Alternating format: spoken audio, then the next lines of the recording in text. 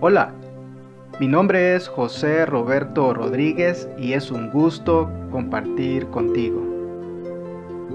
Lección número 9, titulada ¿Pasajes contradictorios? El texto bíblico base para el estudio de esta semana se encuentra en el libro de Juan, capítulo 5, verso 39, en el cual leemos lo siguiente: Escudriñad las Escrituras, porque a vosotros os parece que en ellas tenéis la vida eterna, y ellas son las que dan testimonio de mí. Pedro nos exhorta: estad siempre preparados para presentar defensa con mansedumbre y reverencia ante todo el que os demande razón de la esperanza que hay en vosotros.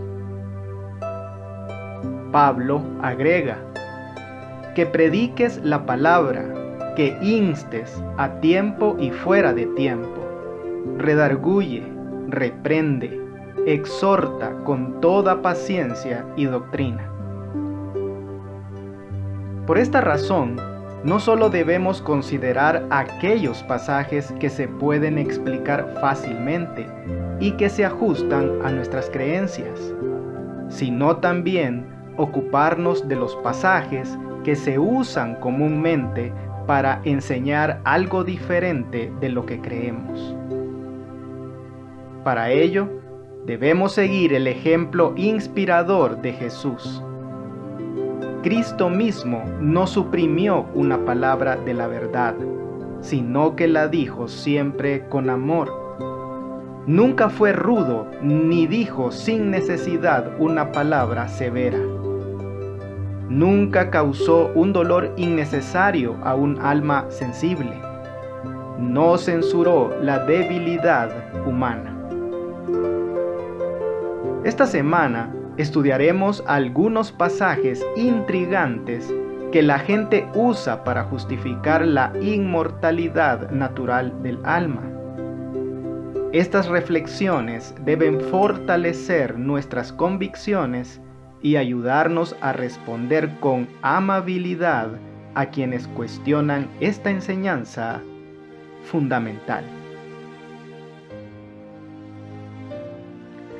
¿Recuerdas esa porción de las Sagradas Escrituras titulada El rico y Lázaro? ¿Por qué esta historia no es una descripción literal de la vida después de la muerte? Algunos eruditos sugieren que Lucas capítulo 16 del 19 al 31 debe interpretarse literalmente, es decir, como una descripción del estado de los muertos. Pero esta postura llevaría a varias conclusiones no bíblicas y contradeciría muchos de los pasajes que ya hemos visto anteriormente. Leamos en Lucas capítulo 16 los versos 22 al 24. Aconteció que murió el mendigo y fue llevado por los ángeles al seno de Abraham. Y murió también el rico y fue sepultado. Y en el Hades alzó sus ojos, estando en tormentos, y vio de lejos a Abraham y a Lázaro en su seno. Entonces él, dando voces, dijo: Padre Abraham, ten misericordia de mí, y envía a Lázaro para que moje la punta de su dedo en agua y refresque mi lengua, porque estoy atormentado en esta llama. En primer lugar, tendríamos que admitir que el cielo y el infierno están lo suficientemente cerca como para permitir una conversación entre los habitantes de ambos lugares. También tendríamos que suponer que en el más allá, mientras que el cuerpo yace en la tumba, queda una forma consciente del alma espiritual con ojos, un dedo una lengua y que hasta tienes sed. Si este pasaje fuera una descripción del estado del ser humano en la muerte, entonces el cielo sin duda no sería un lugar de gozo y felicidad, porque los salvos podrían seguir de cerca los sufrimientos interminables de sus seres queridos perdidos, e incluso dialogar con ellos. ¿Cómo podría una madre ser feliz en el cielo mientras contempla las incesantes agonías de su amado hijo en el infierno? En ese contexto, sería prácticamente imposible que se cumpliera la promesa de Dios de que no habrá más tristeza, llanto ni dolor. Debido a esas incoherencias, muchos eruditos bíblicos modernos consideran que la historia del hombre rico y Lázaro es una parábola en la que no todos los detalles pueden interpretarse literalmente. George E. Ladd, si bien no es adventista, claramente parecería que lo fuera cuando dice que esta historia probablemente era una parábola que hizo uso del pensamiento judío contemporáneo y no pretende enseñar nada sobre el estado de los muertos. La parábola del rico y Lázaro presenta un marcado contraste entre un hombre rico bien vestido y un mendigo llamado Lázaro, lleno de llagas. El relato enseña que, número 1, el estatus y el reconocimiento social en la actualidad no son los criterios para la recompensa futura. Y, número 2, el destino eterno de cada persona se decide en esta vida y no se puede revertir en la otra vida. Mas Abraham le dijo: si no oyen a Moisés y a los profetas, tampoco se persuadirán, aunque alguno se levantare de los muertos. ¿Qué mensaje de las poderosas palabras de Jesús debemos considerar con respecto a la autoridad de la Biblia y cómo respondemos a ella? Uno de los pasajes bíblicos más utilizados para tratar de probar la inmortalidad del alma es Lucas 23:43. Entonces Jesús le dijo: de cierto te digo que hoy estarás conmigo en el paraíso. Casi todas las versiones de la Biblia, hay algunas excepciones, traducen este versículo en forma similar y dan la impresión de que el mismo día que Cristo murió, Jesús y el ladrón estarían juntos en el paraíso. Esto no debería sorprendernos, porque esas traducciones fueron hechas por eruditos bíblicos que creen en el dogma de la inmortalidad natural del alma. Pero, ¿es esta la mejor traducción del texto? Leamos en Lucas capítulo 23, el verso 43. Entonces Jesús le dijo: de cierto te digo que hoy estarás conmigo en el paraíso. ¿Cómo debe entenderse la promesa al ladrón arrepentido en la cruz a la luz de las palabras de Jesús dirigidas posteriormente a María Magdalena y la promesa que les hizo a los discípulos? Comparemos con Juan capítulo 20, verso 17. Jesús le dijo: no me toques, porque aún no he subido a mi Padre. Mas ve a mis hermanos y diles: subo a mi Padre y a vuestro Padre, a mi Dios y a vuestro Dios. Y Juan capítulo 14, versos 1 al 3. No se turbe vuestro corazón. Creéis en Dios, creed también en mí. En la casa de mi Padre muchas moradas hay. Si así no fuera, yo os lo hubiera dicho. Voy, pues, a preparar lugar para vosotros. Y si me fuere y os preparare lugar, vendré otra vez y os tomaré a mí mismo, para que donde yo estoy, vosotros también estéis. La suposición de que Cristo y el ladrón fueron al paraíso o cielo ese mismo día contradice las palabras de Jesús a María Magdalena después de resucitar, que afirman que aún él no había subido a la presencia de su Padre Celestial. Este error de que tanto Jesús como el ladrón arrepentido fueron al cielo ese día, también contradice la promesa de Jesús a sus discípulos de que los llevaría al cielo recién en su segunda venida. La cuestión en Lucas 23:43 es si el adverbio hoy, del griego semerón, debe vincularse con el verbo que lo sigue, estar, o con el verbo que lo precede, decir. Wilson Paroshi reconoce que, desde el punto de vista gramatical, es prácticamente imposible determinar la alternativa correcta. Sin embargo, Lucas tiene una clara tendencia a usar este adverbio con el verbo precedente. Esto sucede en 14 de las 20 apariciones de semerón en Lucas y Hechos. Por ende, la lectura más natural de Lucas 23:43 sería: de cierto te digo hoy que estarás conmigo en el paraíso. En este caso, la expresión idiomática te digo hoy enfatiza la relevancia y la solemnidad de la declaración estarás conmigo en el paraíso. En resumen, Jesús le estaba prometiendo en ese mismo momento que sería salvo.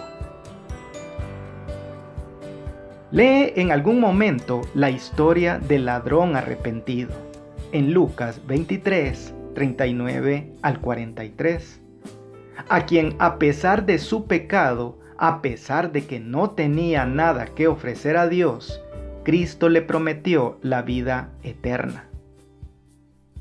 ¿De qué manera poderosa esta historia revela la gran verdad de la salvación solo por la fe? ¿Y de qué manera somos como ese ladrón? ¿En qué nos diferenciamos? Leamos en Filipenses capítulo 1, versos 21 al 24. Porque para mí el vivir es Cristo, y el morir es ganancia. Mas si el vivir en la carne resulta para mí en beneficio de la obra, no sé entonces qué escoger, porque de ambas cosas estoy puesto en estrecho, teniendo deseo de partir y estar con Cristo, lo cual es muchísimo mejor. Pero quedar en la carne es más necesario por causa de vosotros. Y Primera de Tesalonicenses capítulo 4, verso 17.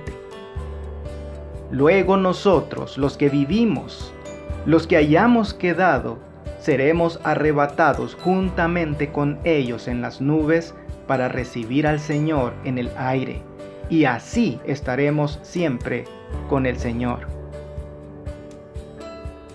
¿Cuándo esperaba Pablo estar con Cristo y con el Señor? Lo que impulsó a Pablo fue la pasión de vivir en Cristo ahora y con Cristo después de su segunda venida.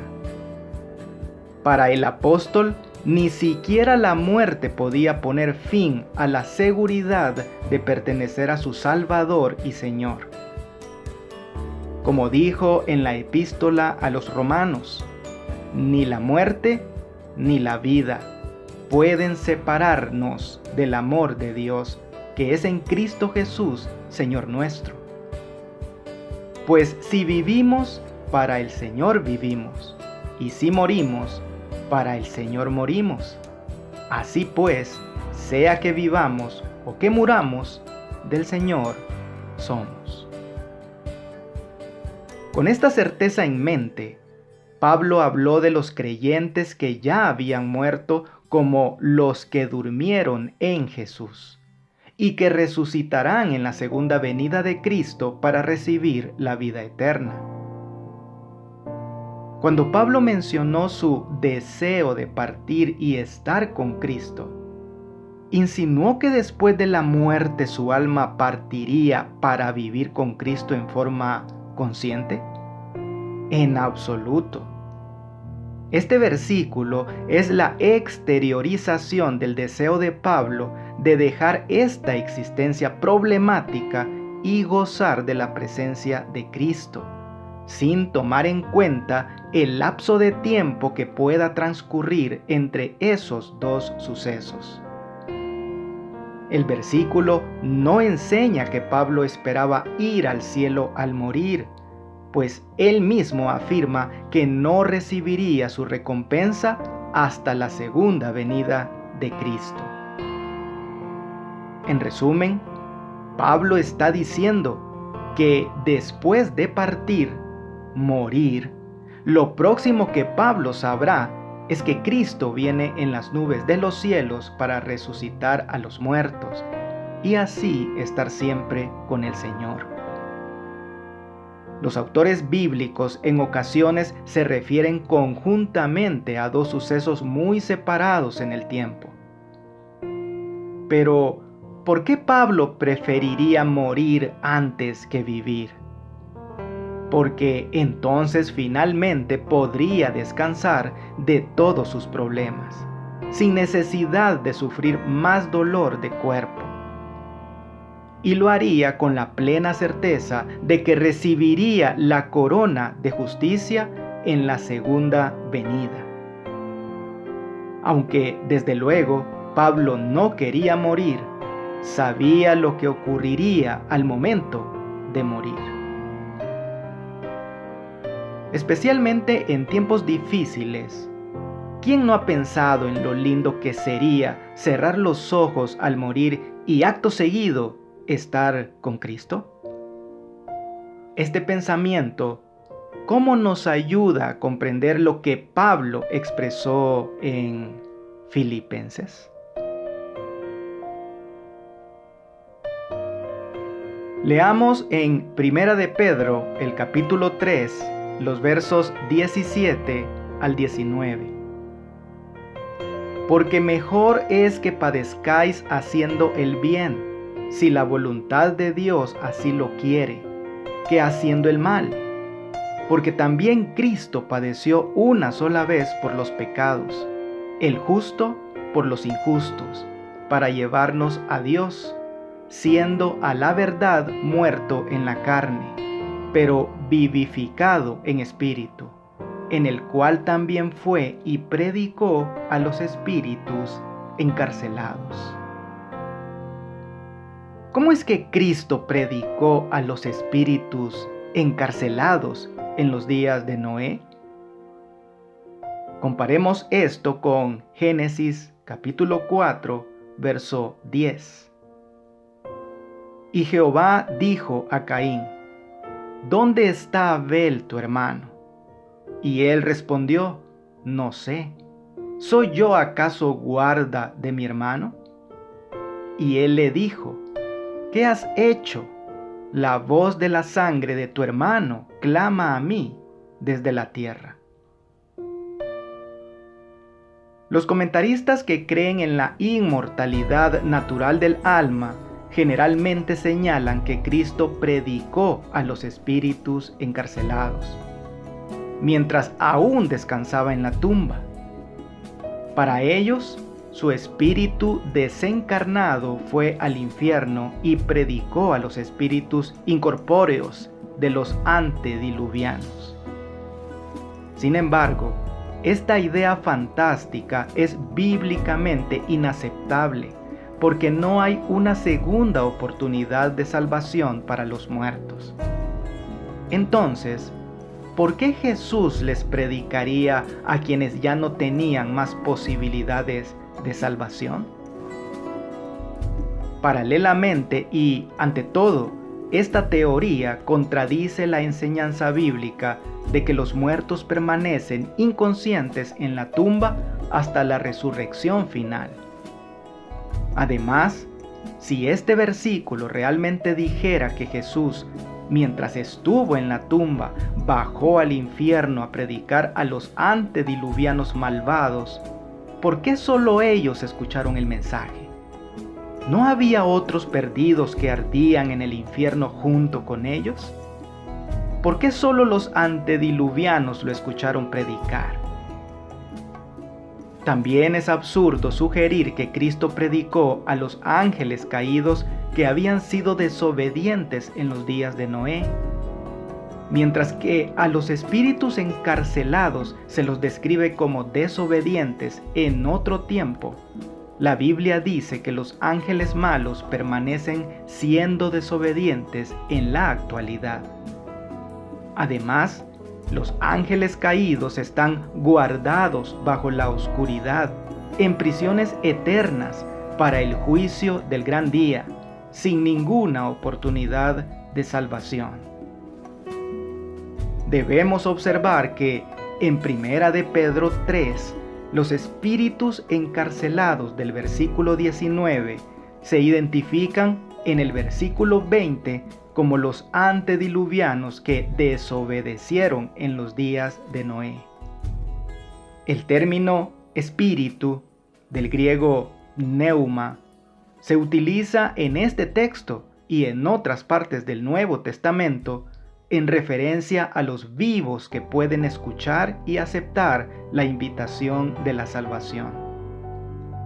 La expresión encarcelados obviamente no se refiere a una prisión literal, sino a la prisión del pecado, en la que se encuentra la naturaleza humana no regenerada. La predicación de Cristo a los antediluvianos impenitentes se realizó mediante Noé, a quien Dios instruyó divinamente, y se convirtió en un pregonero de justicia para sus contemporáneos.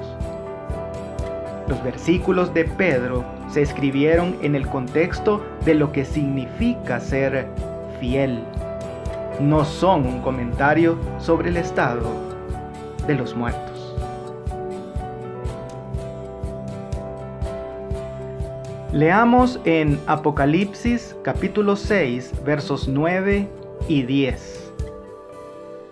Cuando abrió el quinto sello, vi bajo el altar las almas de los que habían sido muertos por causa de la palabra de Dios y por el testimonio que tenían. Y clamaban a gran voz diciendo: ¿Hasta cuándo, Señor, santo y verdadero, no juzgas y vengas nuestra sangre en los que moran en la tierra? ¿Cómo pueden las almas de los mártires muertos clamar bajo el altar? La apertura del quinto sello apocalíptico revela una escena inusual. Las almas de los mártires aparecen metafóricamente bajo el altar, clamando a Dios por venganza. Algunos comentaristas se inclinan a identificar este altar como el altar del incienso, mencionado bajo el séptimo sello. Pero la referencia a la sangre y no al incienso en Apocalipsis 6:9 al 11 nos lleva a entender una alusión al altar del holocausto, donde se derramaba la sangre de los sacrificios. Así como la sangre de esos sacrificios se solía rociar alrededor del altar, así también la sangre de los mártires se derramó simbólicamente en el altar de Dios cuando perdieron la vida por permanecer fieles a la palabra de Dios y al testimonio de Jesús.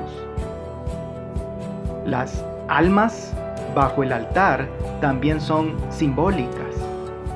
Si tomamos esta expresión en forma literal, tendríamos que concluir que los mártires no son plenamente felices en el cielo, porque todavía están clamando por venganza. Esto difícilmente suene como si estuvieran disfrutando de la recompensa de la salvación. El deseo de venganza puede hacer que tu vida sea miserable, pero ¿tu muerte también? Además, es importante recordar que Juan no recibió una visión del cielo como este es realmente. Allí no hay caballos blancos, bermejos, negros o pálidos, montados por jinetes belicosos. Jesús no está en el cielo en la forma de un cordero con una sangrante herida de cuchillo. Los 4 seres vivientes no representan criaturas aladas reales con características de animales. Tampoco hay allí almas que yacen en la base de un altar. Toda la escena fue una representación gráfica y simbólica. George E. Ladd, un autor no adventista, que de nuevo suena como adventista, escribió: en este caso, el altar evidentemente es el altar del sacrificio, donde se derramaba la sangre del sacrificio. El hecho de que Juan viera las almas de los mártires bajo el altar no tiene nada que ver con el estado de los muertos ni con su situación en el estado intermedio. Es simplemente una forma vívida de representar el hecho de que fueron martirizados en el nombre de su Dios. ¿Quién no ha clamado por justicia que aún no ha llegado? Especialmente aquellos que han sido víctimas de injusticias. ¿Por qué debemos confiar por fe en que en última instancia la justicia que tanta falta hace en este mundo llegará? ¿Y qué consuelo te da esta maravillosa promesa a ti? Leemos de los escritos de Elena de White en Palabras de vida del Gran Maestro y en Testimonio para la Iglesia lo siguiente. En la parábola del hombre rico y Lázaro, Cristo muestra que los hombres deciden su destino eterno en esta vida. La gracia de Dios se ofrece a cada alma durante este tiempo de gracia. Pero si los hombres malgastan sus oportunidades en la complacencia del yo, pierden la vida eterna. No se les concederá ningún tiempo de prueba complementario. Por su propia elección han constituido una gran cima infranqueable entre ellos y su Dios. Cuando estos cristianos primitivos eran desterrados a las montañas y los desiertos, cuando en las mazmorras se los dejaba morir de hambre, frío y tortura, cuando el martirio parecía la única manera de escapar de su angustia, se regocijaban de que eran tenidos por dignos de sufrir para Cristo, quien había sido crucificado en su favor. Su ejemplo será un consuelo y estímulo para el pueblo de Dios que sufrirá un tiempo de angustia como nunca lo hubo. Y ahora, algunas preguntas para dialogar. La cosmovisión bíblica de la naturaleza humana, ¿cómo puede ayudarnos a comprender mejor algunos de los pasajes que estudiamos durante toda esta semana? Reflexiona sobre el contraste entre la religión no negociable de los mártires cristianos y la religión flexible de nuestra generación posmoderna. En otras palabras, ¿por qué cosas vale la pena morir? Sin embargo, si alguien opina que todas las verdades son meramente relativas o culturales, entonces, ¿por qué morir por alguna de ellas? Al mismo tiempo, ¿qué podemos aprender de quienes estuvieron dispuestos a morir por causas que creemos que son falsas? Meditemos sobre la parábola del rico y Lázaro. Cuando Jesús resucitó de entre los muertos, muchos creyeron en Él. Sin embargo, muchos que tuvieron las mismas evidencias no creyeron. ¿Qué nos enseña esto acerca de cuán duro puede volverse el corazón humano hacia la verdad? ¿Y qué podemos hacer para protegernos de esto? Jesús mencionó que en algún momento los muertos vivirán.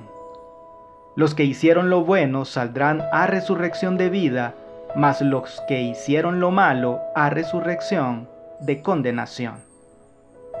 1000 años separan estos dos acontecimientos, aunque pareciera que sucedieran al mismo tiempo.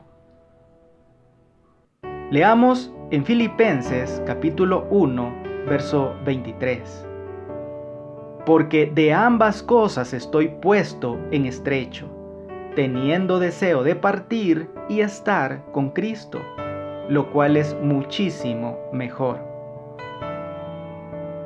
¿Cómo podría todo lo que hemos estudiado en esta semana ayudarnos a entender un poco lo que dice Pablo aquí? Amigo y amiga, la pluma inspirada nos termina recordando que en la parábola del hombre rico y Lázaro, Cristo estaba haciendo frente al público en su propio terreno. La doctrina de un estado de existencia consciente entre la muerte y la resurrección era sostenida por muchos de aquellos que estaban escuchando las palabras de Cristo.